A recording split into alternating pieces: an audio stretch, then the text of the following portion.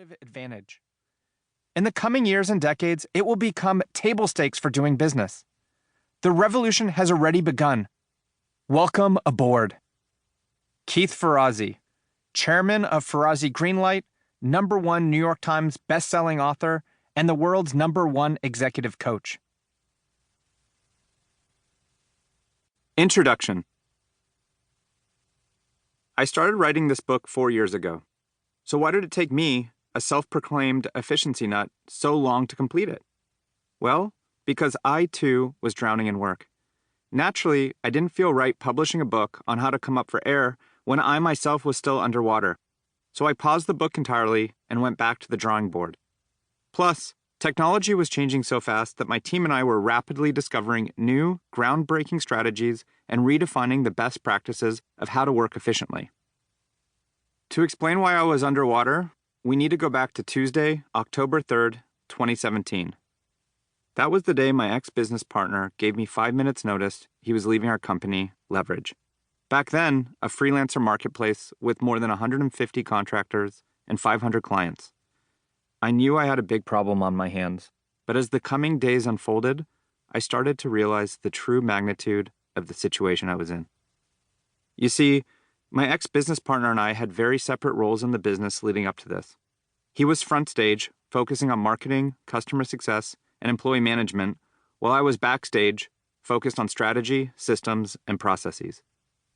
I was doing what I do best, spending nearly all of my time on operations and technology. I built dashboards, automations, and processes to make sure that the back end of the business was running as smoothly as possible. I stayed in my own lane, and I barely ever spoke with our team or our clients, so I could focus all of my time on what I was best at. On that fateful day, there were 5 major problems that all came to a head virtually overnight. Problem 1. No one knew me. Within 5 minutes, I went from being the silent guy behind the scenes to the face of the entire company. I had a 150-person team and 500 clients who literally didn't know I existed. Problem 2. Company financials.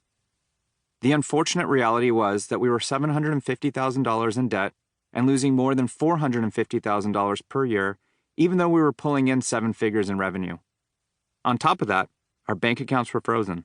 I had to cash out my 401k and take a loan from my dad, who had to take out a second mortgage on his house just to get my team paid.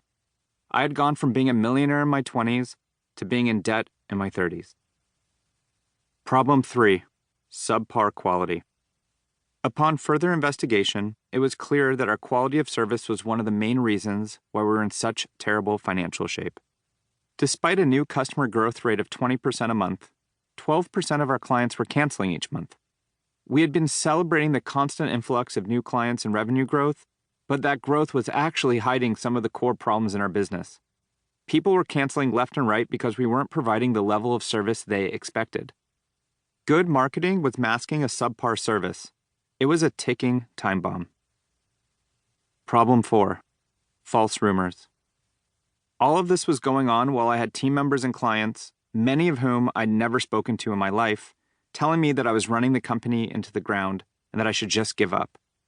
And yes, those were team members whom I was paying out of my own pocket. Problem 5. We skipped the basics. The cherry on top of it all? We had no org chart, no hiring process, and many of our team members were largely unqualified. We were great at using automations and doing things quickly, but we lacked the foundational principles that were required for our team to operate efficiently. I wasn't just underwater. I was at the bottom of the ocean. Anything that could have gone wrong went wrong. My stress levels were through the roof, and I knew it could all come crashing down at any moment. I wanted to give up and quit, but there were 2 things that kept me going. I knew it would be morally wrong to our clients and team members to dissolve the company, as more than 100 people would be out of a job, and many of our clients had prepaid for work that we wouldn't have been able to refund. And I knew there was a future for Leverage. I saw a path to recovery, and I was confident I could grow this business if I could just come up for air. Looking back, Leverage was like a broken sink with water overflowing. I had 2 options. I could mop faster, or I could fix the sink. I decided to fix the sink. Fixing the sink. The first thing I did was shut